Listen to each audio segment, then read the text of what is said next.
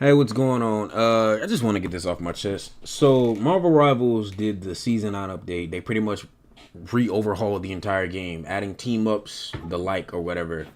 And they reverted everything after not even just 24 hours. So, the entire patch between Season 8 and 8.5 was them basically saying, hey, fights are becoming too much. I spam Ultimate first, or you spam Ultimate next. And with that being said, why the fuck, not even 24 hours after the new season, they reverted pretty much every strategist's ultimate charge, as if support ultimates don't dictate the entire game.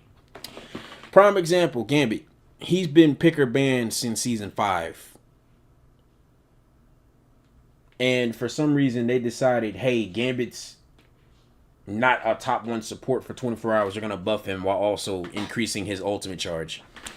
As if Gambit doesn't have one of the best support ultimates in the game. Number 2, the favoritism to certain support characters. Mantis, Adam, and Ultron have been pretty much stuck in triple support jail since the game's release, except maybe Season 0 when Mantis was actually viable. Not even 24 hours after the patch came out, they gutted Mantis and Ultron because they were finally out of 2 support jail, but Invis, Gambit, not being hard broken meta, hard S tier characters for a day, they giga buffed them to be top 1, top 2 supports in the game. And Mantis gets nerfed. And so does Ultron. And then, don't even get me started on the bullshit that is these team ups.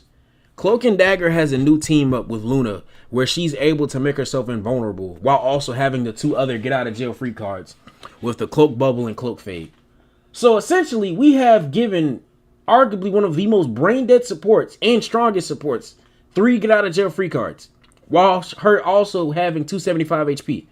Luna has a self cleanse ability that allows her to get out of anything in the game. Strange ult, fucking thing ult, any type of CC in the game, she just presses a button and can cleanse herself. So not only are we giving strategists broken abilities, they can spam their ult every fight, but we're now giving these motherfuckers essentially the ability to say fuck you to anything in the game. And it just baffles me because there are dead ass people online defending characters having 4 to 5 get out of jail free cards. Number 4, I'm not gonna just talk about only strategies. Why the fuck on God's green earth did we buff Cyclops and Phoenix as if they weren't the 2 best characters in the game last season? Phoenix has been perma meta since June of last year when she came out. Cyclops was best in slot hit scan in the game. And now, all of a sudden, because they're not hard tier S meta, oh, we need to fucking buff them because God forbid a poke character isn't the best character in the game. So, not only do rivals already show the incompetence to balance the game because for some goddamn reason, the same 5 supports have been hard meta since the game's launch. For some damn reason, the moment a poke character isn't hard meta, they all of a sudden need emergency buffs. Number 6, or I forget what number I'm at, I really don't care. Jubilee wasn't even out for 24 hours and people were already crying for her to get buffs. Instead of, just learning the character, you literally had pro player who plays for Sentinels, Ara Mori, say, hey, the character isn't trash. You people just need to learn how to play her. And instead of learning how to play her, people cried to the developers and the character got a hot hot fix buff, not even 24 hours after being out. It was the same thing with White Fox. I'm not going to say people, the boosted strategists, i.e. your Cloak and Dagger players who think sitting in the back line, sitting down main, holding left clicks is going to give them value. They think because the character didn't heal as much as Invis and Cloak and Dagger that she needed buffs.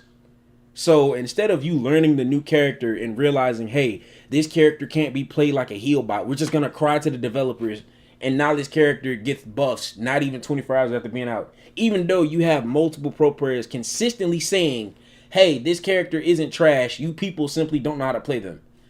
So NetEase has already shown and established that they already have a favorite player base because I swear it's only ever strategists who they complain about something, it immediately gets fixed. And what baffles me even more is that I will see multiple support players genuinely argue or to defend the bullshit there is their characters like, hey, well, Daredevil was broken and so was Black Cat. Yeah, the difference is Daredevil and Black Cat mains and people alike actually admit it when their characters are broken. Meanwhile, support players, not all support players, but the boosted ones, the ones who think I can go in game and just play like shit and get covered up by my 5 escape abilities, genuinely think, well, my character's broken, but I'm gonna defend it because it's simply a support character. But when it's a DPS, they will be the very first ones to complain and point out when the character's broken. Now, I'm not gonna say there aren't DPS players who are fucking stupid and genuinely try to gas out the community and thinking their character wasn't broken. Daredevil mains. Anyway, it's just, I find it insane how this game caters towards pretty much the entirety of the support community, because there has never been a season where tanks, frankly, which I feel like is the weakest role right now, has ever gotten compensation for anything like this. Like, it just gets to a point where you just realize the blatant favoritism. Supports get changes pretty much nigh instantaneously. They get all the skins, the OP characters and abilities. Meanwhile, the other roles are just left with crumbs and the same two dumbass characters.